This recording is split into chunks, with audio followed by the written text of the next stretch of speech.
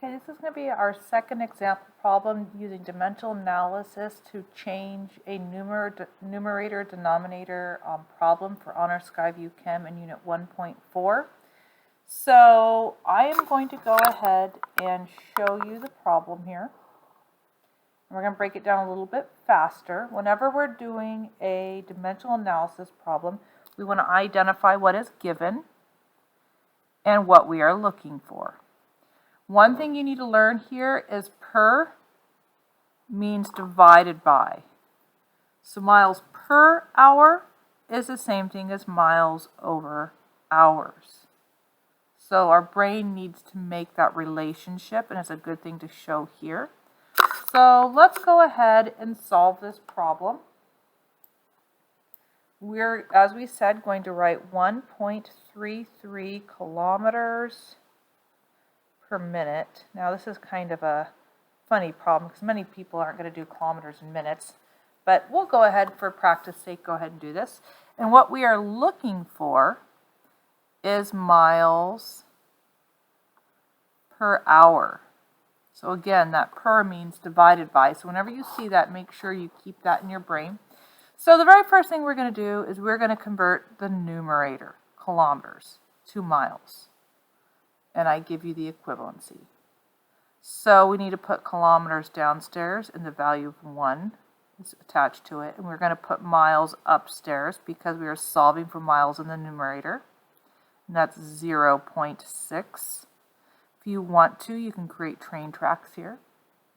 And let's cancel out like units. Kilometers times miles divided by minutes divided by kilometers. Oh, kilometers cancel out. Now we are in miles per minute. We would like miles per hour. So I got to do the denominator now. So I need minutes to cancel. So I'm going to put that on top. And I would like the hours downstairs. So I'm going to put those downstairs. So what's a relationship that's true here? Well, we know there are 60 minutes and 1 hour. So that's a conversion I didn't need to write for you. That's something we just know from ready knowledge in our brain. And kilometers, miles, minutes, divided by minutes. Ooh, minutes. Divide out. Okay, so let's go ahead and put this into our calculator and see what our answer is. I'm going to scoot that over.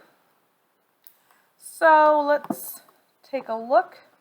1.33, the units we've taken care of. We know we're left in miles per hour, and yeah, we're looking for miles per hour. So now 1.33 times 0.6 divided by 1. All right, so we're just going to times 0.6 divided by 1 again. Well, we don't need to do that. I'm just going to go ahead and just multiply that by 60 right away. So we're just multiplying through the top. Everything else is 1.